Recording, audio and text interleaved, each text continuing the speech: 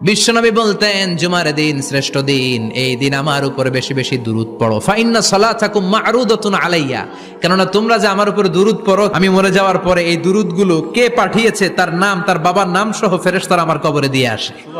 সাহাবারা বললেন, ইয়া রাসূলুল্লাহ কাইফা সালাতুনা মা'রুদাতুন আলাইক, আপনি মরে যাওয়ার পরে আমাদের দুরূদ কেমন করে আপনি দেখবেন? ওয়াকাদ আরিমতা, আপনি তো পচে গলে মাটির সাথে মিশে যাবেন।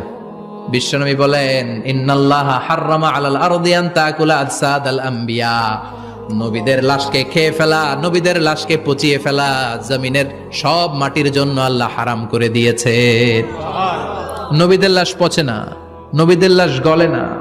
যারাই বিশ্বনবীর উপর দুরূদ পড়বেন, আপনার নাম সহ, আপনার বাবার নাম সহ, মালাইকাতু সাইয়াহিন, একদল ফেরেশতা আছে শুধু রাউন্ড দেয় গোটা ওয়ার্ল্ডে। কারা বিশ্বনবীর উপর দুরূদ পড়েছে, এই দুরূদ নিয়ে, এই নাম নিয়ে বিশ্বনবীর কবরে তারা পৌঁছে দেয়। চিল্লায় পড়েন আল্লাহু আকবার।